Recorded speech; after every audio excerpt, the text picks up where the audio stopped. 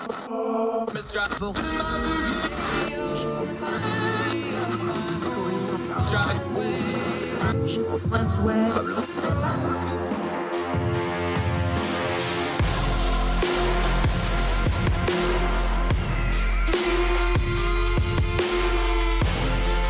your host, Andrew Donaldson.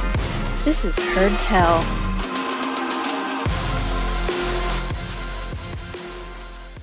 Welcome to Heard Tell and welcome to Thursday. It is March the 17th, year of our Lord 2022. I'm Andrew Donaldson. Thank you so much for joining us with the most precious thing you have, your time, and we're going to spend it on a couple of stories that need the noise of the news cycle turned down on them so we can get to some good information of our times. We're going to talk a little bit about the narrative going around on the right about how black voters are leaving the Democratic Party. Theodore Johnson has a piece out in the Bulwark. We're going to talk about that. He has facts and data to back up what he says. We'll delve into that and that very important voting demographic in both the midterms and the coming 2024 presidential election. Also, a story out of Albany about youth caregivers that we'll end the program with. Youth caregivers taking care of the elderly, taking care of the chronically ill, taking care of siblings, not talked about a lot. Very important, though, to family structures. It's been that way as long as there's been families, trying to maybe normalize them and get a better count on them. Talk about that in just a little bit. Also on the program today, our friend Jericho Hill is back, an economist. He's going to be talking about gas prices. We're going to talk about inflation. We're going to talk about the messaging of both the Democratic Party and President Biden and the Republicans that are trying to use it as a weapon. Who's got the better narrative? Who's got the better set of facts? We'll get into that with our friend Jericho Hill, along with a lot of other topics. Love having him on the program. But first, let's go back to Ukraine, as we've talked about just about every day for 3 weeks now. President Volodymyr Zelensky, the president of Ukraine, who has become something of a folk hero. He's certainly been the leader that his country desperately needs in this dark hour of them suffering under an illegal Russian invasion and the war crimes that Vladimir Putin is putting upon his people and his country. He addressed Congress. I want you to hear some of the things he says. Now, he's pitching for a no-fly zone, and I'm going to get into that in just a moment. But he goes to this imagery. He said, "Friends, Americans," this is from WRAL.com. You can find these comments all over. "Friends, Americans, in your great history, you have pages that would allow you to understand Ukrainians. Understand us now when we need you right now," he said through a translator. Quoting Zelensky, "Remember Pearl Harbor, terrible morning of December 7 when your sky was black from planes attacking you. Just remember it. Remember the September the 11th, a terrible day in 2001, when evil tried to turn U.S. cities into battlefields, when innocent people were attacked from the air just like nobody else expected and you could not stop it. Our country experiences the same every day, right now, in this moment." Stirring words, stirring imaging, strong imagery. We talked to our friend Alice Watson Brown, and she talked about when she talked to the British Parliament, he used Churchill and Shakespeare, and he related very well. This man knows exactly what he's doing with PR. He knows to advocate for his country. So let me break this down for you this way. If I'm Volodymyr Zelensky, I'm doing exactly what he's doing. I'm begging for interference. I'm begging for military intervention. I'm begging for a no-fly zone. I'm taking anything I can get, help anywhere I can to help my people. If I'm a member of Congress or if I'm President Biden, I'm also doing exactly what they're already doing and not doing a no-fly zone. The no-fly zone is too often in the commentary being whiffed around as some kind of a magical in-between step between peace and war. That's not what it is. It's a tool. And the only way a no-fly zone works is when the first plane goes in the no-fly zone, you shoot it down. So anytime somebody says they want a no-fly zone, the first question you ask them, are you prepared to shoot down a Russian aircraft, military aircraft, or probably a bunch of them, because they're not going to come by themselves. They're going to roll in their heavy and test your no-fly zone. Understand that's an act of war. We can talk about whatever the Russians have been doing in Ukraine. It's an illegal war. They're committing war crimes daily. But if we fire on a Russian jet, that is an act of war, and we will be at war. There's not any happy hunting ground here where we're not going to shoot down Russian planes and not get in a shooting war with Russia. Now, we could install a no-fly zone around everything around Ukraine that's already under control of NATO and say, don't cross this line or we will wax you. We did that in Syria, places like Al-Dazar, where the Mercs under Wagner, which is Russian-controlled, decided they wanted to test America, and they only got about half of them back to no U.S. casualties. We may be able to do that sort of thing. But keep very clear-eyed when people talk about a no-fly zone, including Volodymyr Zelensky. He knows what he's asking here. The first question you ask them when they say we should have a no-fly zone is, Are you prepared to shoot down a Russian aircraft, or probably 10 or 20 of them? Because that's what it's going to take to enforce a no-fly zone. And are you ready for the consequences of that? Understanding that that is an act of war by all definitions. You're either going to have to go to war with Russia and stop it, or you're not. There's no magical fairies and magical in-between steps where this thing's just going to stop on its own accord. Vladimir Putin doesn't want an off-ramp. He wants this war. Now, even if it's going badly for him and hurting him, he's still not going to be anywhere near ready to stop prosecuting it. And using flowery language and using make-believe things, like we're just going to slap a magical no-fly zone over Ukraine and that's going to stop all the bombing, isn't going to help anybody. So one more thing I want to bring up when it comes to Vladimir Zelensky. We've heard over and over again in America, we're going to hear it this year, we're going to hear it in 2 years in 2024. I suspect I'll hear it every election for the rest of my life. This is the most important, consequential election of our lifetime. Who would have thought that one of the really most consequential elections in our lifetime was Vladimir Zelensky? Barely got covered in the West. And when it was covered in the West, when he was elected to the presidency of the Ukraine, it was mostly of, hey, this actor became the president of a country. Ha ha, isn't that a cool little story? Which is true. And a lot of Western press missed the backstory that if he didn't get elected in that election, Ukraine would already be like Belarus, a wholly owned subsidiary under Vladimir Putin. Lukashenko in Belarus cheated in his election and then crushed the uprising that tried to get him out of power when everybody knows he is illegally there and cheated in that election. They had a stooge in place. He was going to be very pro-Russia. He was going to basically make Ukraine a vassal state. He was going to continue the vast corruption that had racked Ukraine for years. And by the way, that corruption isn't all on the Ukrainians, because a lot of it was Russian subversion trying to take over the country. So you can miss me with all that mess. We know there's corruption in the country. They still don't deserve to be invaded. But one of the most consequential of our lifetime elections turned out to be an actor in the Ukraine with a name most people couldn't pronounce before all this happened. And now here we are a couple of years later, comparing him to Churchill and other great war leaders. And he's addressing the U.S. Congress. And now nobody's laughing. And almost everybody's admiring him. Funny how things work out. We're not as smart as we think we are. And sometimes we get heroes in unlikely places. More Heard Tell right after this.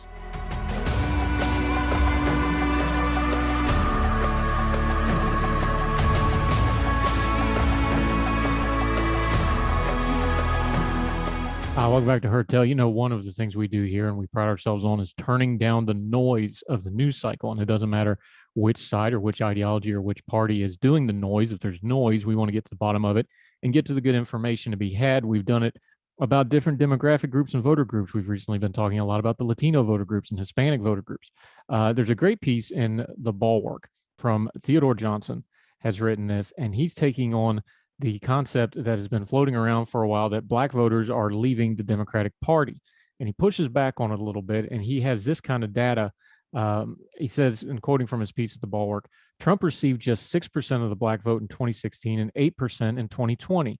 On average, from 1968 to 2004, Republican presidential nominees earned just over 11% of the Black vote, which means not only did Trump underperform the party average in consecutive elections, but he also did worse twice than every single Republican nominee since the Voting Rights Act of 65, except for two, John McCain in 2008 and Mitt Romney in 2012. I would also throw in there that Mitt Romney was running against Barack Obama, probably had a whole lot to do with that. John McCain was running against, you guessed it, Barack Obama, probably had a whole lot to do with it. And even then, with Trump facing a not incredibly popular Hillary Clinton in 2016, he could only match what Romney could muster against the historic second-term candidacy of Barack Obama. By the way, let's dispel another. There's never been a Republican alive in the last 40 years that was going to beat Barack Obama in that second election. It just was not going to happen. You can put away all your fan fiction regarding that. He was going to get reelected. Back to the piece. This should not inspire confidence in those Republicans who believe they are at the precipice of tent expansion. To put a finer point on it, what we are witnessing with Black voters today is not an exit from the Democratic Party as much as a too much wokeness on the left and an appeal of Trumpism on the right. Rather, we are seeing Black Republicans who chose to vote for the first Black president or sat out the election or two so as not to vote against him return to their voting habits. now that Obama is no longer on the ballot. And it seems that a couple of percentage points worth of those pre-2008 Black Republican voters may have decided to ride it out with Democrats. How can I be so sure of this? This is Theodore Johnson writing in the Bulwark. Because few things have been as steady in American politics in the last 150 years as Black voting behavior. The centrality of federally administered civil rights protections has always governed partisan alignment for the overwhelming majority of the Black electorate. It used to be that the Republican Party carried this mantle, but since the passage of the Civil Rights Act in '64, Democrats have made addressing racial inequality a more prominent aspect of its platform. This, more than any other single factor, explains why 9 in 10 Black voters support Democratic congressional and presidential candidates for decades now. One result of this is what scholars call electoral capture. Remember, we talk about audience capture on this show. We're going to talk electoral capture. Listen to this. Defined in the 1998 paper by political scientist Paul Freimer and sociologist John David Sterinsky, I hope I'm pronouncing that right. I apologize if I'm not. Electoral capture occurs when a group of voters finds at least one of the major parties making little or no effort to appeal to their interests or attract their votes precisely because they perceive that group to be divisive. In a two-party system, these voters are left with only one viable option, and Freimer and Sterinsky, I'm probably still pronouncing it wrong, so I took a second stab at it, argue that the group is likely to find its support taken for granted and its interests neglected by the other major parties' leaders as well. Capture can work both ways. Not only can parties capture certain groups, but groups and movements can capture parties. We've seen that one. The Tea Party movement in 2010 successfully captured the Republican Party, ousting congressional leadership, and Trumpism has almost completely captured the party today, penalizing and ostracizing anyone who dare contest it. In the case of Black voters in today's Democratic Party, the capture is the product of three interrelated factors. Republican leadership views the prioritization of Black electorate's central policy demand, strong federal civil rights protections, as harmful to standing within its heavily white base. Number two, as a result, to demonstrate alignment with its base, the party takes positions perceived to be resistant to the policies most desired by Black Americans. And three, listen to this one. The Democratic Party, while willing to deliver on some symbolic and expedient measures that appeal to Black voters, is not compelled to be as responsible to their demands it calculates to be more electorally costly, despite the Black electorate's partisan loyalty. We just watched that happen. We just saw, remember, Joe Biden, electorally DOA. His campaign was over, and then he went to South Carolina. Jim Clyburn put his arm around him, and the Black and African-American base of the Democratic Party ran, not walked, to the polls to support Joe Biden, along with a lot of more moderate and center-left Democrats, and the rest, as they say, is history. Like Johnson says in this piece, the Black Democratic voters are some of the most consistent in the country. Be very wary of people selling you something different than what they're doing without there being some kind of a paradigm shift to expedite that. Like he says in the piece, if you just write off people that you're not going to get their votes, you'll never get their votes. And those inroads can't be buzzwordy. There's Democratic candidates that found that out, that you can't just show up and get it just for being a Democrat. Looking at you, Pete Buttigieg, who, to his credit, has been working on it since, we're told. It's not automatic. No group is a monolith. And when it comes to African-American voters, they are very informed. They know exactly what's going on. They understand their history, and they understand the future they want to go to. And you better understand that as well if you go courting their votes, whether you're a Democrat or a Republican. In other words, respect them and earn their vote, or you're not going to get it. That's the way we should be treating every people group. And we'll keep a close eye on this demographic going forward. More Heard Tell right after this.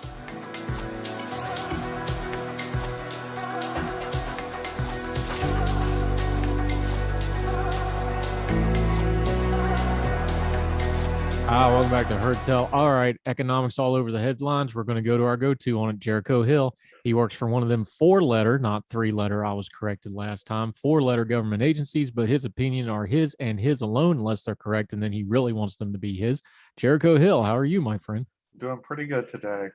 All right, let's try this real slow using small words for the folks from Logan and try to get through this one more time. Gas prices are a lagging indicator.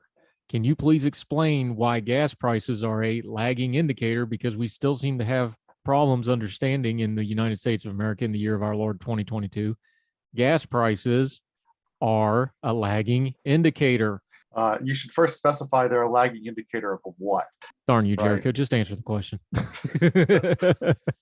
Talk about economic conditions and whatnot. So the point that Andrew, you're trying to make is that what causes gas prices to rise, a lot of that's been set months or years in advance. And so, for example, if you make investments into more green energy technology, which takes several years to ramp up, those investments are not going to non-green to natural gas or to fossil fuels or stuff like that.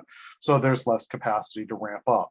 So when events happen, like what we've seen with COVID, there's an immediate sort of reaction, but then in terms of being able to accommodate that new supply, that new demand, right? You have to change your production, and that takes time. Now, it's the easiest thing in the world for me to just go, this current debate over gas prices and blame and Putin and Biden, this isn't hard. Like, gas prices were going up because we had a Democratic candidate who said, I'm going to end fossil fuels in America. That's going to have an effect. He has policies to that end. He wants more electric vehicles, so on and so forth. That's been his policy for a year. That affects gas prices in a lagging way. Some of the gas prices were already going up because of what happened before he came into office. Then Putin invades Ukraine. That raises the already high gas prices up. This does not seem that hard to me to have a delineation line of, okay, gas prices are Biden's fault up until this point, and then Putin made it worse from this point forward. Why can't we just discuss it that way? But no, we have to have a White House that says gas prices are all Putin's fault, and then the media goes nuts and go, no, they're all Biden's fault. There's this middle ground that we just skip over. Why do we do that? We skip over it because nobody wants to talk about the nuance of the middle ground. It doesn't send out letters for fundraising. It doesn't get people to answer the robocalls for more funds, etc. And it doesn't get those angry letters that are sent in. I think that's part and parcel of why. I mean, and you're right. Look, we had a changeover in admin from friendly to fossil fuels to less friendly to fossil fuels.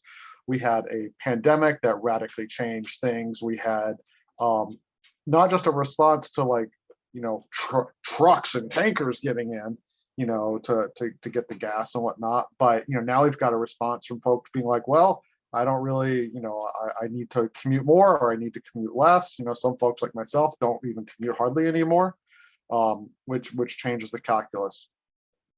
But you're right. I find it hard to pin the blame 100% on a president for lots of things that happen, mainly because, if we think about it, right, COVID and a war, not really anything that anyone, right, could control, even the most darling of the right and the most darling of the left. So, those things happen. So then what are the responses? And I think I'm going to tee you up on the next part that I think you want to go into is, the Biden administration has recently come out and said, well, here's our new budget idea, our new package of spending and plans and whatnot. And this is going to help reduce the deficit. And this is going to help lower the inflation. And this is one of those where I'm going to go, yeah. If we accept certain assumptions that they're making about how the spending will work and how it will go fund things, that's very plausible. But it's also, but it works over years, right? It doesn't work over days, weeks, or months. So you can put all these, you could say, let's be exceedingly charitable and let's say, yes, they're entirely right. We grant them that point. 5 years down the road, these investments that we're making are going to increase the productivity of our economy, handle supply chain issues, and lower the overall rate of inflation, right? Okay, but that's 5 years from today. That's not next year. That's not 6 months from now. They're not going to do a whole lot in the next 6 months. The next 6 months are entirely predicated on how we continue to sort of come out of the pandemic into a quote new normal, what happens in Europe. And to be fair, I think maybe some folks might not appreciate this, but as economists we do, it's not just the war disrupting energy flow, out there in Europe right now. It's the fact that there's an extremely large amount of uncertainty in the market about what's going to happen 2 months, 3 months, 6 months from now that we didn't really have. And that uncertainty is a price premium, and we're all going to pay it. Talking to Jericho Hill, our economist friend. Okay, define uncertainty then, because people don't seem, I have trouble getting my head around this too. We see things physically happening in the news: Ukraine, natural disasters, policies like pipelines being canceled, pipelines being approved, Nord Stream, Keystone. We can get our head around all that stuff. But the way markets work and the way the global economy work is the real decision makers and shot callers, they're trying to guess what's going to happen ahead of time. And when things like this happen, they don't know what's going to happen. That creates uncertainty. And that's almost as damaging in and of itself as whatever the breaking headline news is, isn't it? Yeah, I mean, look, let's just say you're a widget maker, right? And you're looking at an uncertain economic time, or your uncertainty has increased. You don't know if the economy is going to be booming more or we're going to go into a recession. And you're responsible for making widgets for a bunch of folks. So now you've got to adjust your forecast of how many widgets you need to produce for that uncertainty.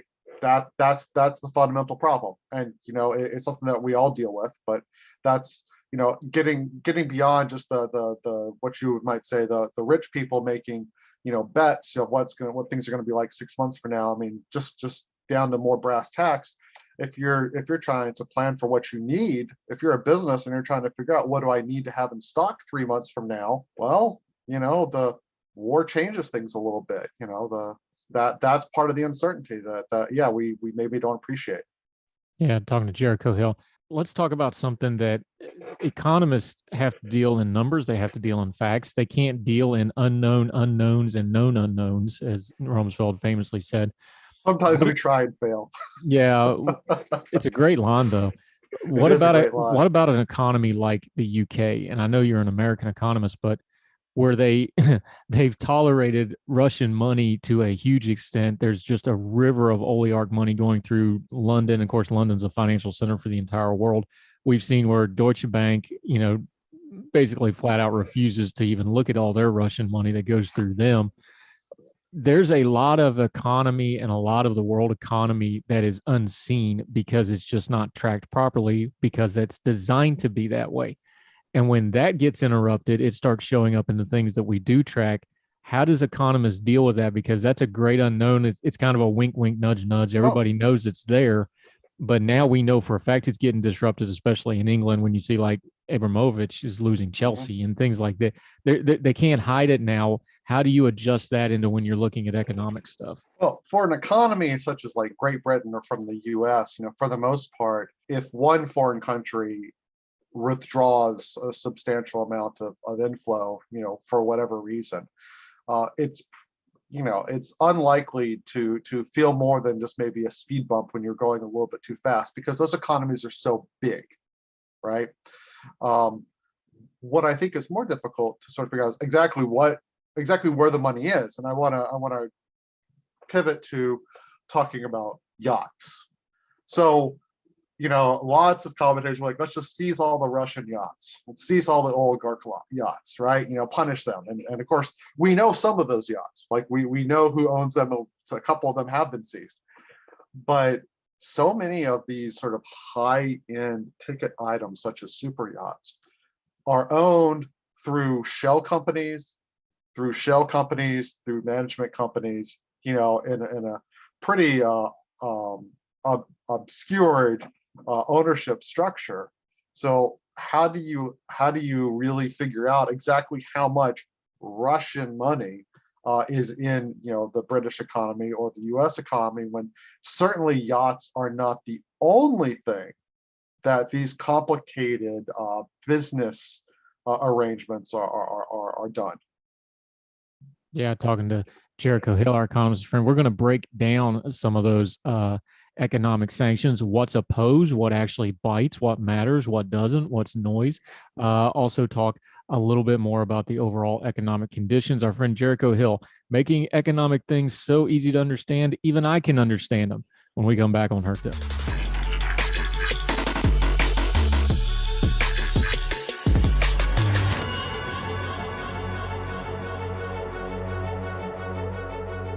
Our friend Jericho Hill's joining us here on Heard Tell. I'm Andrew Donaldson. Thank you for joining us. Of course, the ethos of an economist is bad times don't last, but bad economics always last. That's a Scott Hall reference who passed away. We'll talk a little wrestling at the end with our friend. I very much appreciated that reference. There you go. Rest in peace, Scott Hall. But talking about some bad guys here, we were just talking about the dirty money, the oligarch money. Talk about, because you're an economist, but you're also a sports fan, you keep up with the culture. Explain to folks the ultra wealthy things like a sports team, like a Chelsea, things like a yacht. Those aren't just token toys. Those are also ways of parking money when you basically have no way to park massive amounts of money any other way to do it. And you got to put it somewhere, right? Yeah, I mean, art is another great example of a way to park money. But certainly, so of course, some of the folks that invest in sports teams do a very good job of increasing that investment and treating it like a business, and others it is simply, just as you said, a money dump. There's I think this might be less of an issue for most American sports leagues, but certainly soccer throughout the world is a sort of well-known dumping ground for some of this.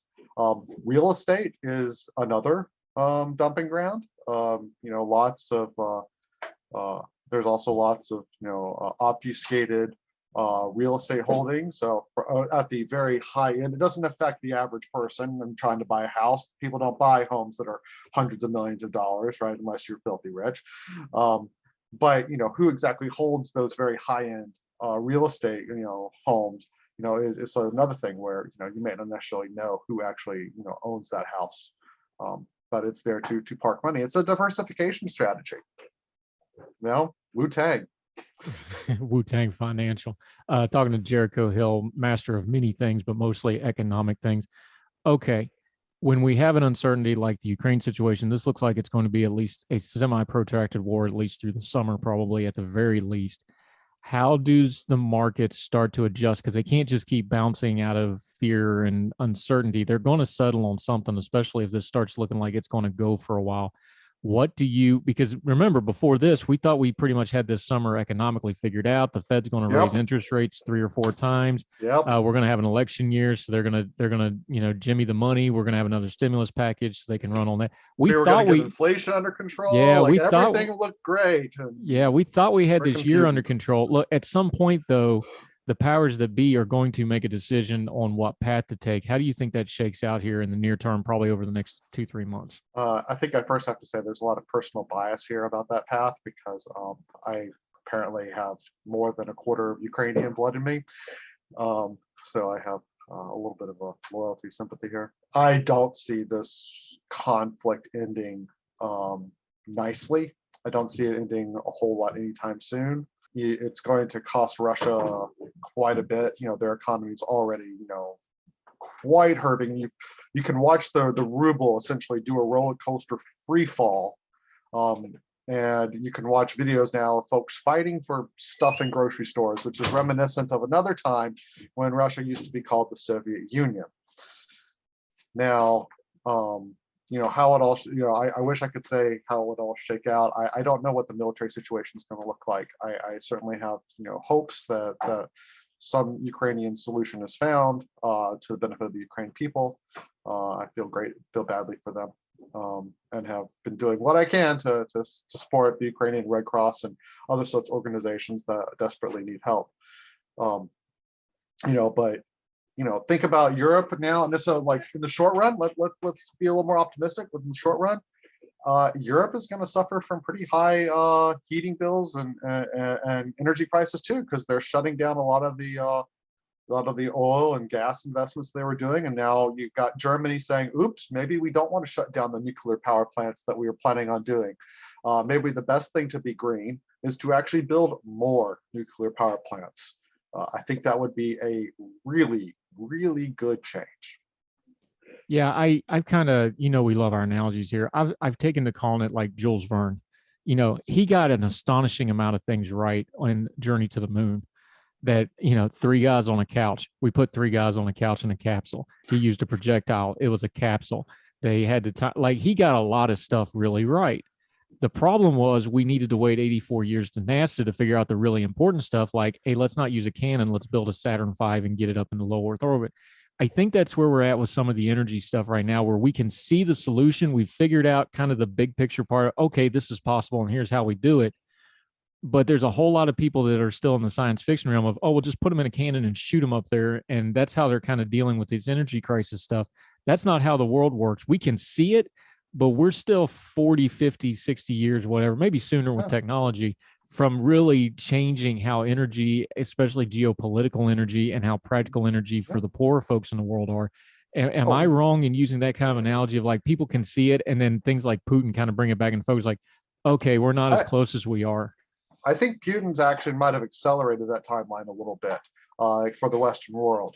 Now, yeah, I think you're right. And when we just talked about substituting, coal power plants for instead of and use nuclear power plants instead, right? And seeing maybe there'll be a lack of environmental activism against nuclear power plants now going forward, particularly in Europe. Although nuclear power has been pretty stalled here in the U.S. as well, which is unfortunate. As an aside, right, I used to work for a power company, so I like to think I know one or two things about power generation. So I'm going to bring some of that knowledge here. Even if we today could build, 100 nuclear power plants, and we actually had a site to put them, the distribution of that power is yet another complication, and our energy grid still desperately needs repairs. It needs upgrading. You would need a lot of more additional substations. You need some, substation infrastructure upgrades. I don't know what you do about the Texas power grid. That thing's a mess. So just think about all those moving parts. We are still a long ways away from being able to move our economy off of oil and coal. And this is what frustrates me about it, is because we've had this technology for 50 years, 60 years. If we would have done this 30, 40 years ago, we wouldn't be in this mess in the first place. And that's the part I never hear anybody talk about, is like economically, energy wise, clean wise. If we hadn't done all this silly moratorium stuff and kind of shot ourselves in the foot, we would be in a completely different place right now. Folks don't want to talk about that piece of it of, hey, we kind of dropped the ball on some of this if we would have just done it back then. I know the technology's gotten a little better. I know 3 Mile Island, I know Chernobyl, but I mean, God, Chernobyl was 40 years ago. You don't think our technology is better? Well, and we now know Chernobyl was not a nuclear accident. It was a bureaucratic accident. Yeah, and also with 3 Mile Island was actually a success story in the sense that exactly right. It happened and all of our safeguards worked. And that's the point of a safeguard. Also keep in mind that, this is economics, right? People respond to incentives. Price is an incentive, right? So we have long enjoyed in the US very cheap energy. So the political pressure to move off of that, to make investments that are costly up front, that are cheaper in the long run, but are costly up front, there's not the political will to do that. Much like, and that's part of, I think, to come back to earlier, that's part of the problem the Biden administration faces when they're arguing, hey, our spending plan that we're putting forward is going to help lower inflation and reduce the budget deficit. Because if we take them at face value and agree with their assumptions and agree that that's what happens, it still is an effect that happens over time. And voters are not going to be voting on a policy that's going to help them in 10 years when they're wanting help in 6 months. Yeah, we're talking to our friend Jericho Hill, an economist. We're going to continue with him right after this as Heard Tell continues.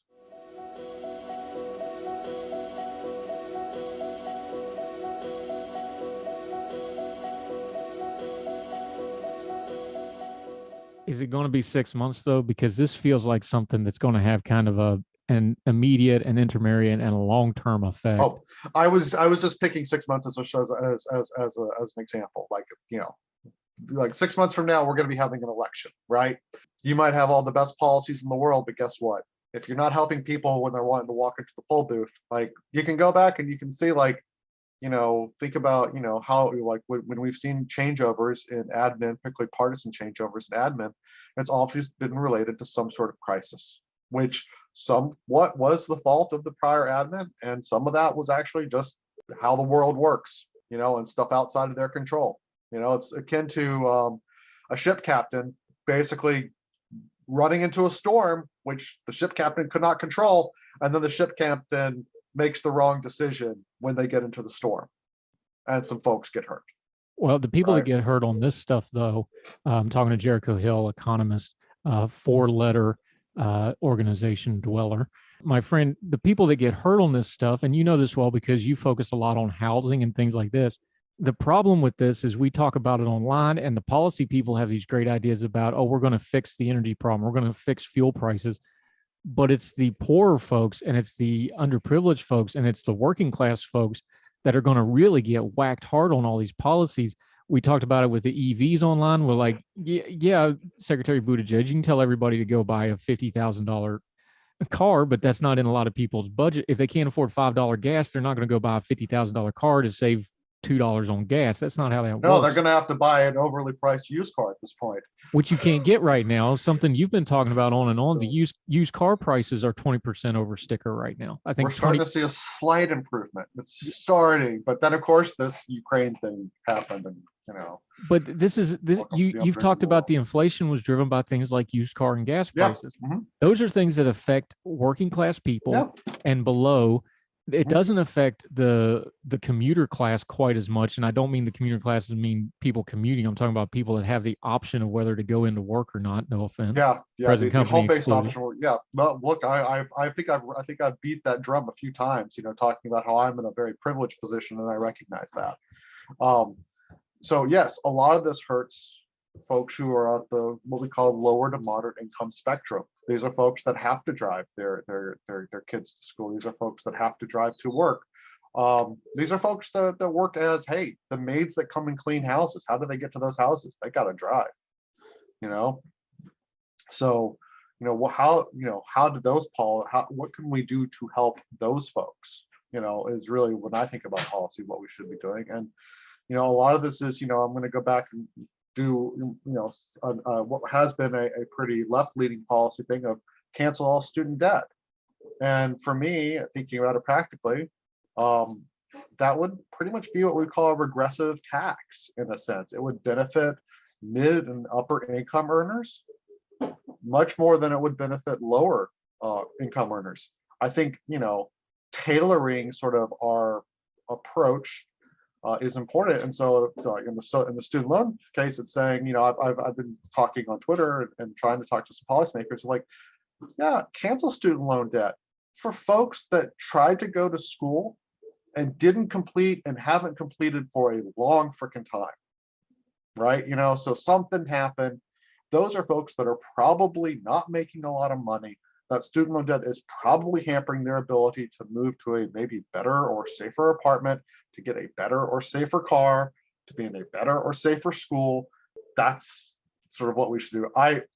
If you're making $100,000 a year and you still have $50,000 from an English degree debt, I don't know what to say. I could see. I'm not against the concept, I guess. I'm very much against the application of how they're talking about doing it, because there's better ways. You're just going to wipe it off the books, and then the predatory lending situation that is the student debt economy, and that's what it is. It's an industry in and of itself. It's going to make it worse. It's going to perpetuate it. It doesn't get fixed because you don't fix the incentives. No, because they're just going to crank up tuition more. The education bubble, instead of popping and readjusting, which is what needs to happen, as painful as that's going to be, it's just going to expand now because you just wiped off one of the indicators that's going to make it go. Listen, I think you can tailor. I mean, you can tailor it to actually help people that still really need it. Let's keep in mind, we're still dealing with a K-shaped economic recovery. What is a K-shaped economic recovery? Folks like myself, our earnings have probably even kept pace or outstripped inflation. We've certainly brought down our costs, right? I don't commute anymore, so I don't have transportation costs anymore. I don't eat out, so my food costs got a lot lower. Even if food costs rise, I don't eat out, so that's cheaper. And so that's been good times for folks like me. And for folks that are lower down on the economic spectrum, their unemployment rate is still elevated. They, are starting to see opportunities to move, and to get better jobs, but the fact is those jobs are just now starting to pop up. And those jobs might not be in the places that these folks are. And so, and then they have to deal with, as you said, higher energy costs. They have to deal, with higher food costs, right? We haven't even talked about the fact that, hey, does anybody remember that Ukraine is basically the wheat capital of the whole world? And I know we've been very American centric, but you know who consumes all the Ukrainian wheat? It's Africa. And so we're staring at a famine potentially in Africa. And we're not even talking about that. Yeah, African Pivot 3.0 or whatever we're on now. Jericho Hill, our good friend, economist, covering a lot of ground. Jericho Hill, let folks know where they can follow you, your social media. You've also got an excellent little newsletter going that deals with housing. Recommend people check out. Let folks know where they can find you, my friend. Thanks for the reminder, because it's middle of the month, so I need to go update my newsletter, which is jerichohill.substack.com. It's called Quigleyan, which is named after John Quigley, a very famous and dead housing economist, someone that did a lot of good for helping us understand housing econ. Just to keep people wondering. You can find me on Twitter at MotoEconomist, and you can seemingly find me on Heard Tell on a semi-regular basis. And you'll get me to talk if you mention wrestling.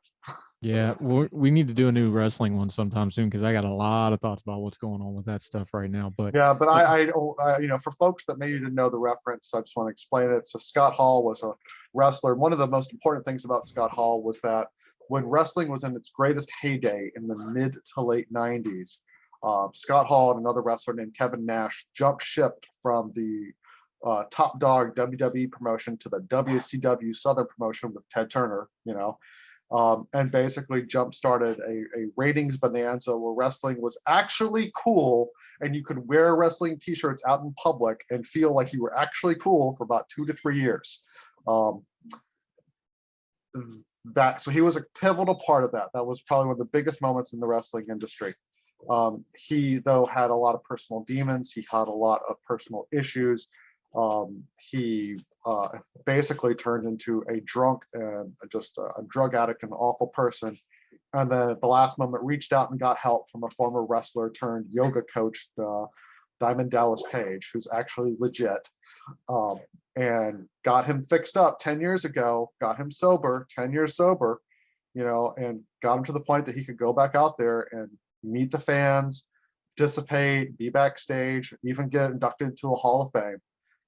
And so while we're a lot of us are very saddened, that he's passed on, we were talking earlier, and I said, I'm really glad that, he got to end his career on a high note where he was able to be back and contributing and be a great, role model at this point, and get to basically have his curtain call that, everyone we hope gets to have, because more often than not in professional wrestling, that's not the curtain call that pro wrestlers get.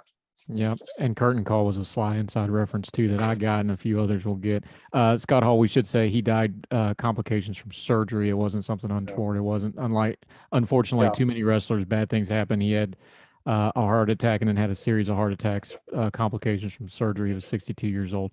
But I'm glad he got the redemption story. All right, buddy, we'll get around to talking just wrestling one of these days. Thank you for your time on economics today, though, sir. I appreciate your time. Thank you for having me, Andrew. Have a great day.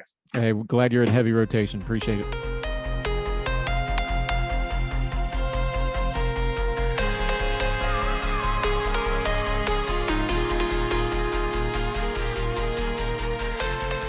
Welcome back to Heard Tell. We end on a happy note or an uplifting note. This is a little bit of a melancholy note, but I want to highlight who's involved here. Albany Democrat and Chronicle, democratandchronicle.com. They have a long piece on caregivers and how caregivers need support, and caregivers need some programs and some assistance from both government and private organizations for elderly care and disabled patients and the chronically ill. That's all good things. What makes this story unique, and while we're highlighting it in our end of the show segment where we uplift things, it's who these caregivers are. Young people. So when people complain about how young people are damaged or this generation is this and that, remember this stat.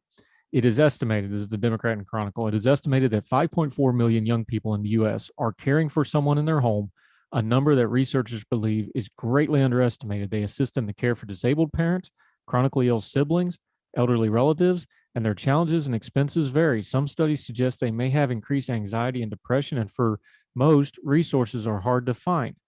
They have an extended sense of isolation. They have an extended sense of need. Oftentimes, they are not equipped or have training formally for the things they are doing. So what they're trying to do is partner with schools to reach teens who provide care. But I want to go down to the bottom of this piece, and this is where it gets uplifting, even though this is a piece about the struggles and trials they go through.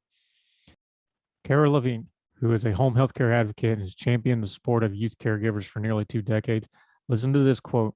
Quote, they don't want to talk about it, and they don't get the support from their peers, which could be a good source of support if everyone understood why you can't hang out for that day. Remember, we're talking about teens, young people. When it comes to supporting caregivers, Levine said the focus has primarily been on the adults because some families don't disclose what their children are doing in fear that it would be taken out of their home or otherwise punished. But she said that's not the answer. Quote, the answer is to provide enough support in the home that the young person can contribute in a meaningful way, but not be responsible for the whole thing. She added that the COVID-19 pandemic and the opioid crisis has increased the number of youth caregivers and the need to pay attention to them. What do we say on this program often? You can't, with one hand, complain about a generation that is stuck in perpetual adolescence or isn't becoming adults fast enough or isn't as mature as previous generation was, and with the other hand, infantilize them and hold them down and push them back and tell them that they can't do this, that, or the other.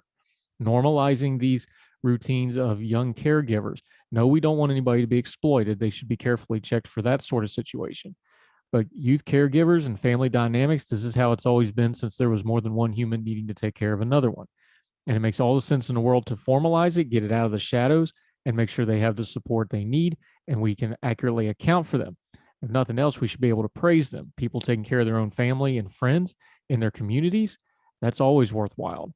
I can think of very few things young people could do that can make a difference more than that. That'll do it for Heard Tell. Thank you so much for watching or listening, whether it's on the YouTube channel, the Big Talker Network's Facebook page. Those are where you can watch each and every episode we do. Or if you're listening on any of the podcasting platforms, please make sure you subscribe.